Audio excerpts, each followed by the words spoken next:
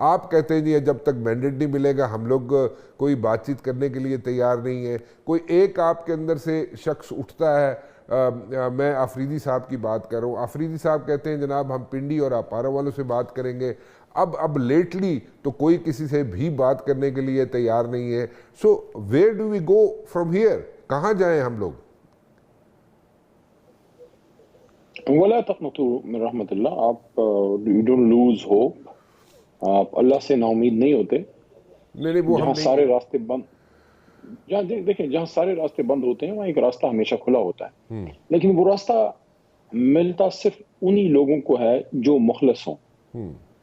اگر تو ہمارا مطمع نظر, اور میں سب کی بات کر رہا ہوں, میں سیاسی جماعتوں کی بھی بات کر رہا ہوں, میں پنڈی اپارے کی بھی بات کر رہا ہوں, میں سب کی بات کر رہا ہوں, میں آپ لوگوں کی بھی بات کر رہا ہوں. آپ لوگ اس وقت سٹیک ہولڈر ہیں, میڈیا. اگر ہمارا مطمع نظر یہ ہے, یہ میرے ادھر سینے پہ لگا ہوا ہے سبز لالی پرچم, جی اگر پاکستان مطمع نظر ہے, یقین کیجئے 24 گھنٹے کے اندر ہمیں راستہ جو ہے وہ اللہ کریم دے گا. لیکن اگر ہمارا مطمع نظر یہ ہے کہ میں نے اپنے آپ کو ہی صحیح سمجھنا ہے اور میں نے دوسرے کی بات کو بالکل نہیں سننا, یا مجھے رانا مبشر صاحب پسند نہیں ہے, ان کی سوچ مجھے پسند نہیں ہے, حالانکہ رانا مبشر بہت مقبول ہیں, لوگ ان کو پسند کرتے ہیں, چونکہ مجھے پسند نہیں ہے تو رانا مبشر کو جیل میں ڈالو, اس کو سائڈ پہ کرو, اس کی تصویر نہیں آنی چاہیے, اس کا نام نہیں آنا چاہیے. نہیں, ایسا نہیں ہو سکتا. Rana Mubashir as good a Pakistani as Ali Muhammad is. تو اسی طرح سے اگر کسی کی یہ سوچ ہے کہ مائی وے اور دا ہائی وے, ایسا نہیں ہوگا. دس از اے چینج پاکستان. یہاں آپ کی ایک اینٹی ہے لیکن میری بھی ایک اینٹی ہے. ایک دوسرے کو تسلیم کر کے جب آگے جائیں گے تو پھر راستہ ملے گا. اور اس کے لیے سب سے امپورٹنٹ چیز یہ ہے کہ اگر ہم جمہوریت پہ ملک کو چلانا چاہتے ہیں تو اس کے لیے سب سے بڑی جماعت اور سب سے بڑے لیڈر کو آپ کو اس سے انگیج کرنا پڑے گا. وہ جس بھی لیول پہ آپ نے انگیج کرنا ہے, آپ کو انگیج کرنا پڑے گا تاکہ ان مسائل کا حل نکلے. دروازہ بند کر کے, کراس لگا کے, اندھیرا کر کے, نام کا بلیک آؤٹ کر کے, ہتھکڑیاں ڈال کے, نہ پہلے کبھی مسائل کا حل نکلا ہے نہ اب نکلے گا. اچھا چلیں ٹھیک ہے, آپ بات کر رہے ہیں عمران خان صاحب کی کہ عمران خان صاحب سے بات کرنی پڑے گی, ٹھیک ہے.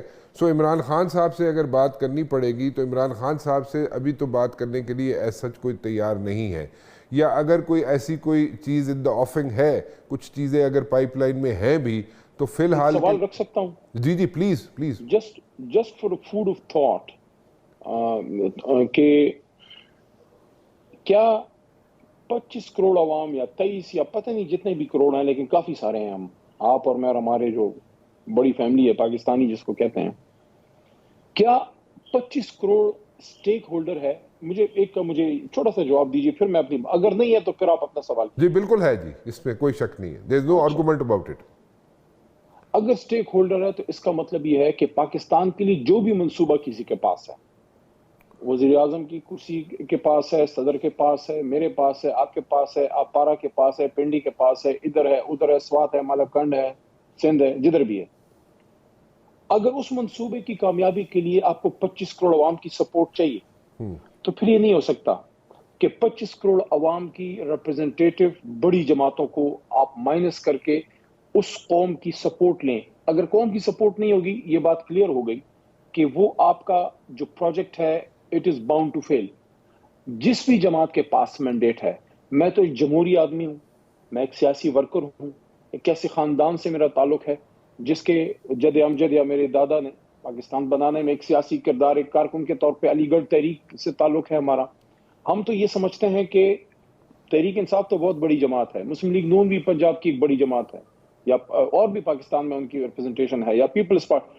میں کہتا ہوں کوئی نیشنلسٹ جماعت ہے جو بلوچستان کے کسی کونے میں ایک ایم پی کی سیٹ جیتتی ہے, یا سندھ میں کوئی جماعت ہے جو کوئی ایک سیٹ جیتتی ہے ایم پی اے کی, یا سیٹ بھی نہیں جیتی, اس کے پیچھے ایک سائزیبل لوگ موجود ہیں, کوئی مذہبی طبقہ ہے جو مین فریم ہے.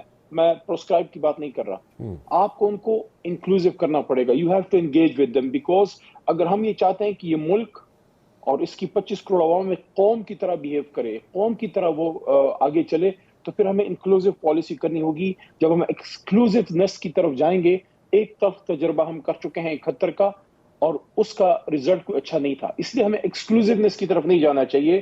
اگر ہم یہ سمجھتے ہیں کہ پاکستان کو ہم نے مضبوط کرنا ہے تو ہم سب کو اس کے حل کے لیے ڈی ایسکیلیٹ کرنا پڑے گا, ایک سٹیپ سب کو پیچھے ہٹنا پڑے گا, اور اس کے لیے سب سے بڑی تکلیف جس نے ابھی گزاری ہے اور گزار رہا ہے وہ عمران خان, تحریک انصاف کے لیڈر, ہمارے سابق وزیر اعظم. جیسے ہی حکومت کی طرف سے مذاکرات کی پیشکش ہوئی, ایک صرف پیشکش ہوئی, کوئی انیشیشن نہیں تھی, فوری طور پہ اڈیالہ سے وزیر اعظم عمران خان صاحب نے 3 ممبر ہائی پاورڈ کمیٹی بنائی. اب اس کے بعد یہ کمیٹی حکومت کے گھر نہیں جا سکتی کہ ہم سے انگیج کرو, آپ نے کرنا ہے, آپ حکومت ہے, آپ سمجھتے ہیں کہ آپ کو عوام کی سپورٹ اور تائید چاہیے, آپ سمجھتے ہیں کہ پاکستان کے سسٹم کو آپ نے تمام جماعتوں سے انگیج کر کے چلانا ہے, تو انہوں نے کمیٹی بنا دی, آپ جا کے انگیج کریں. نہیں کرنا ہے انگیج تو سسٹم تو بالکل رقص تو ہے ہی.